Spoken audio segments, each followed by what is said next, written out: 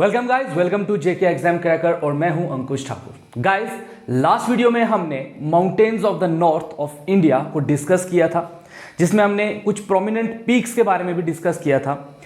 ठीक है, तो आज हम लोग आपके पेनिसुलर माउंटेन्स को देखने वाले हैं, साथ ही साथ हम लोग देखने वाले हैं आपके वेस्टर्न घाट्स के बारे में, जिनको हम शेरदरीज के नाम से भी जानते हैं।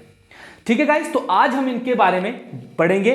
क्या है ये, इनमें जो प्रोमिनेंट पीक्स आपकी रहती हैं, इसमें कुछ जो भी इंपॉर्टेंट आपका रहने वाला है मैं आपको नोट डाउन करवाऊंगा।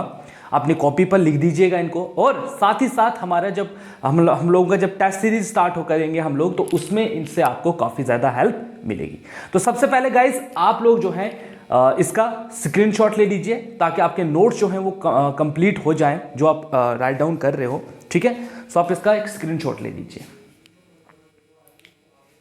ओके गाइस, आई होप कि आपने इसका स्क्रीनशॉट जो है वो ले लिया हो। तो चलिए गाइस, सबसे पहले हम स्टार्ट करेंगे आपके पेनिसुलर माउंटेन्स के बारे में। गाइस, लास्ट वीडियो अगर आपने देखी है तो उसमें मैं डिस्कस कर चुका हूं कि नॉर्थ इंडिया में जो माउंटेन्स हमारे हैं, जो नॉर्दर्न बाउंड्रीज पर इंडिया के, तो वो हम लोग पूरे डिस्कस कर चुके हैं, जिसमें हमने ट्रांस हिमालयाज, आपके लेसर हिमालयाज, हिमाचल या आपके जो शिवालिक्स थे उनको डिस्कस कर चुके हैं।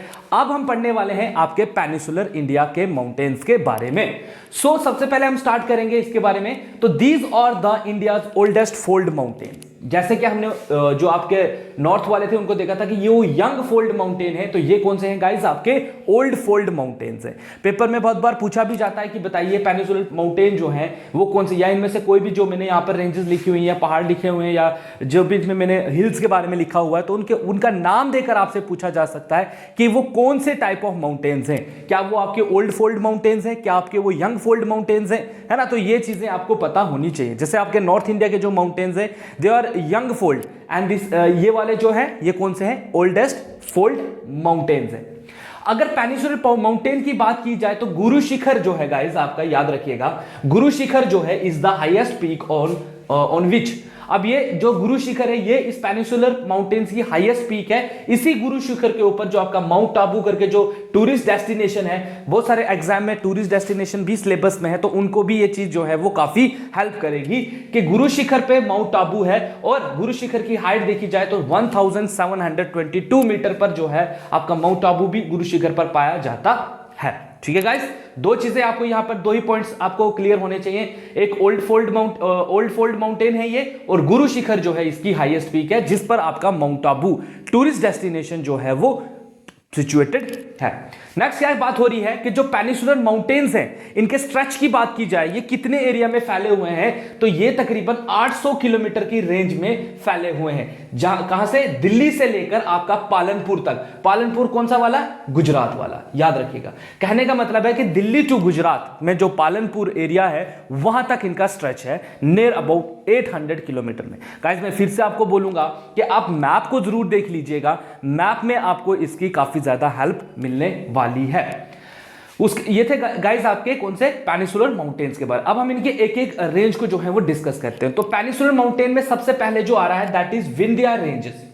विंध्या रेंज की अगर मैं बात करूं तो इसकी एवरेज हाइट जो है दैट इज 300 टू 650 मीटर इनकी हाइट होती है फ्रॉम सी लेवल से ऊपर की तरफ। ठीक है, इसके जो इंपॉर्टेंट रेंज हैं या हिल्स कह दो आप, तो बर्नर, कायमूर एंड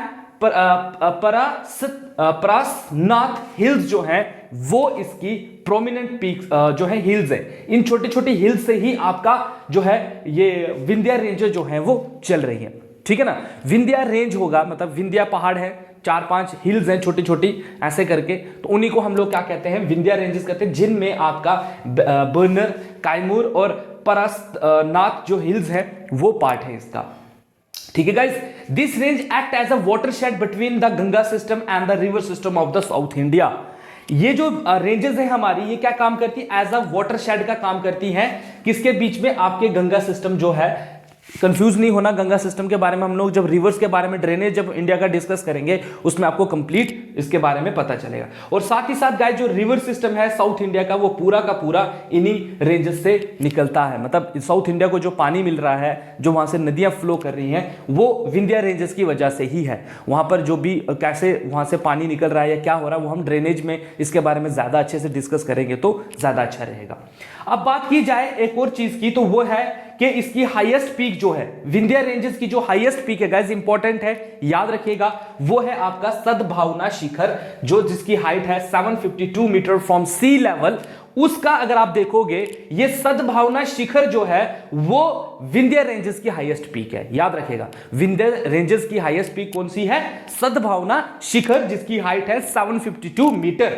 ठीक है, तो ये था किसके बारे में? विंध्य रेंजेस के बारे में। ठीक है गाइस, आई होप कि आपको चीज समझ आई हो। सबसे पहले इनकी एवरेज हाइट कितनी है, कौन कौन से हिल्स हैं इसके अंदर, और ये इसको, इस पॉइंट को अगर आप याद रखोगे तो नहीं रखो तो भी चलेगा, और ये याद रखेगा कि सद्भावना शिखर जो है गाइस वो क्या है? हाईएस्ट पीक है विंध्य रेंजेस की। इसी के साथ विंध्य रेंजेस के साथ यहां पर एक और रेंज इसके साथ साथ चलती है, that is Satpura range.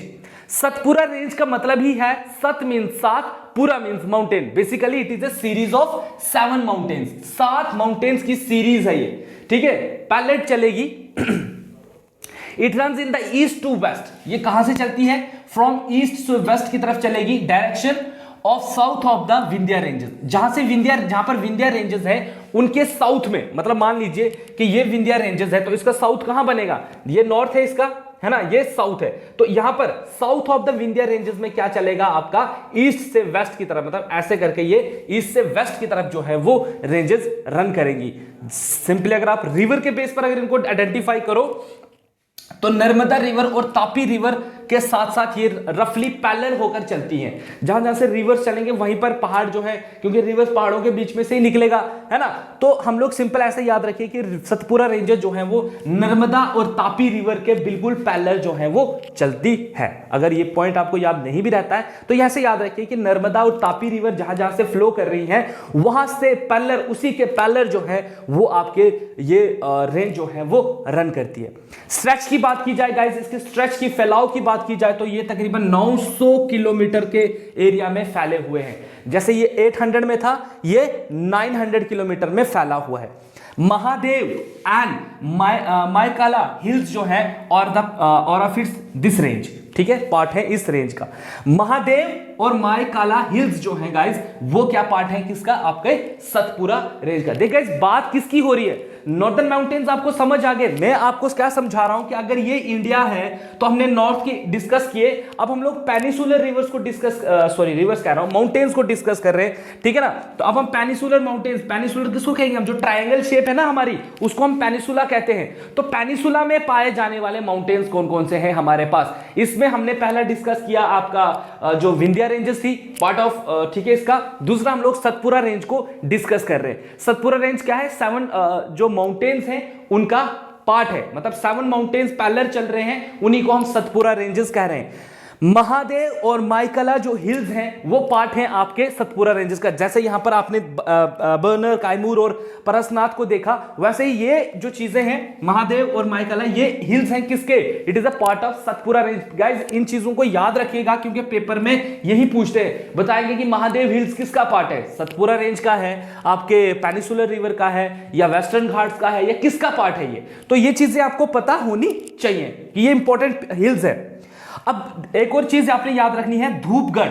Dhupgarh एक माउंटेन है, एक हिल है जिसकी हाइट है 1350 मीटर नियर पंचमढ़ी। पंचमढ़ी एक हिल स्टेशन है गाइस, ठीक है। अब आपको देखो हिल स्टेशन भी कवर हो रहे हैं, आपके टूरिस्ट डेस्टिनेशन है। पंचमढ़ी कौन से पहाड़ पर है? तो it's in Dhupgarh, and Dhupgarh is the part of Satpura ranges. On Mahadev hills पर है ये, और इस हाईएस्ट पीक, याद रखिएगा, सिंपल याद रखिएगा। धूपगढ़ जो है जो मायकाला हिल्स हैं उसका पार्ट है धूपगढ़, और ये हाईएस्ट पीक है आपके सतपुरा रेंजेस का। जैसे यहां पर क्या था? सद्भावना शिखर, और यहां पर क्या है? धूपगढ़, ठीक है, याद रखिएगा। आपको पूछ सकता है सतपुरा रेंजेस का हाईएस्ट पीक क्या है, तो आपको पता होना चाहिए इट्स धूपगढ़।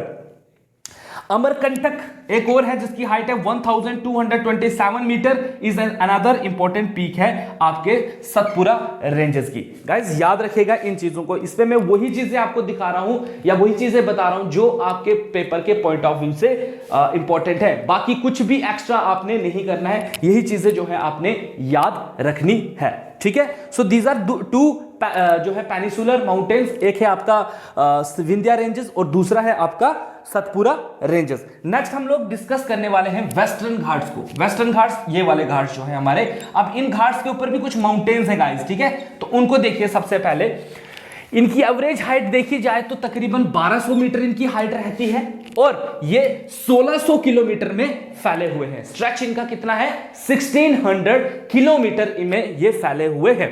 पाल घाट एक पॉइंट है यहां पर गाइस, याद रखिएगा, ठीक है। पाल घाट क्या है? Southern part is separated from the main Sahyadris. जो मेन सह्याद्री से, जहां से जो दूसरी जो आपके सह्याद्री अलग हो रहे हैं, मेन सह्याद्री से जो मेन वेस्टर्न घाट जहां से अलग हो रहा है, उस पॉइंट को हम कहते हैं पाल घाट। और सिंपली आपने पाल घाट को कैसे याद रखना है? ये लिंक है बिटवीन तमिलनाडु और केरला के बीच में, याद रखिएगा।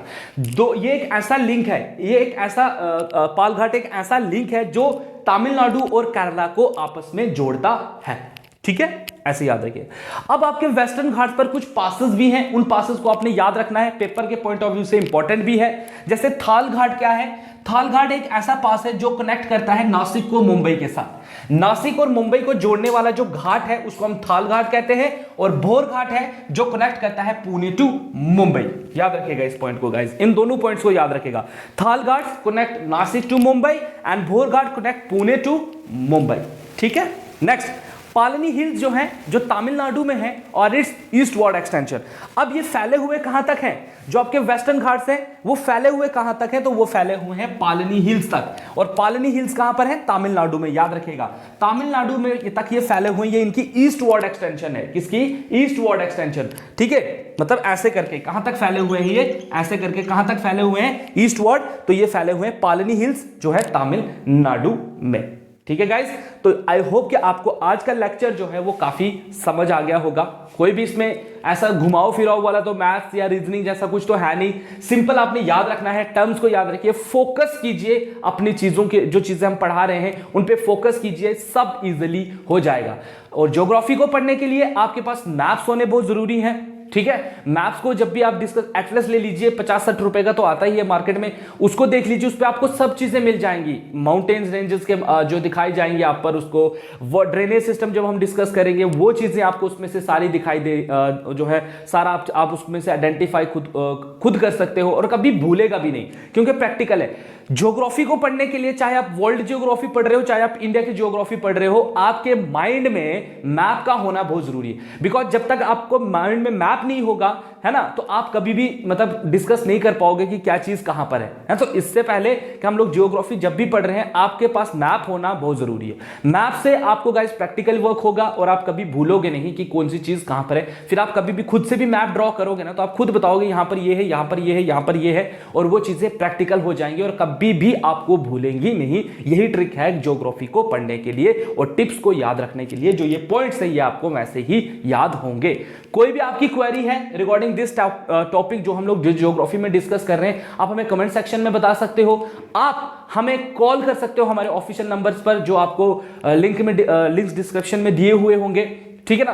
बहुत जल्दी गाइस हम ज्योग्राफी खत्म करने के बाद आपके लिए जो है वो टेस्ट सीरीज लेकर आने वाले हैं, जिसमें आप लोग जो है उसमें आपको लिंक भी मिल जाएंगे, आप टेस्ट सीरीज दे सकते हो, फ्री टेस्ट। अभी भी हमारे जो हमारा ऐप जो है उस पर हम लोग फ्री टेस्ट, जो मॉक टेस्ट हैं वो दे रहे हैं बच्चों के लिए, ताकि आप बच्चे जो हैं वो लिंक अप जुड़े हुए रहें एग्जाम के साथ। क्योंकि ऐसे बहुत सारे बच्चे ऐसे सोचते हैं कि अभी टाइम है एग्जाम में तो हम लोग कर लेंगे जब 1 महीना या 15-20 दिन रहेंगे, लेकिन ऐसा बिल्कुल भी नहीं करना है। हम आपके लिए इतना कुछ कर रहे हैं, तो आप भी हमारे ऐप पे जाइए, वहां पर हमारे जो टेस्ट हम लोग फ्री मॉक टेस्ट आपको दे रहे हैं उनको दीजिए, ताकि आपको अपने बारे में पता चले कि आप कितना पानी में हो और कितना ऊपर हो, है ना। और भी हम लोग अपनी तरफ से कोशिश करेंगे ताकि आपको ढेर सारी हेल्प मिल सके आपके अपकमिंग एग्जाम्स में, ठीक है। सो गाइस ध्यान से पढ़िए, इन चीजों को याद रखिए, अपने नोट्स प्रॉपर्ली बनाइए जो आज आपको हेल्प करेंगे, आगे भी आने वाले एग्जाम में आपको ढेर सारी हेल्प करेंगे। सो गाइस आज की वीडियो में इतना ही है। नेक्स्ट वीडियो में हम लोग डिस्कस करेंगे आपके जो वेस्टर्न घाट्स हम पढ़ चुके, ईस्टर्न घाट्स को, then we will go through with plains of India and so many other interesting subjects of the geography and the concept of geography too. So guys, stay tuned with JK Exam Cracker for further updates, and thank you so much guys and have a nice day.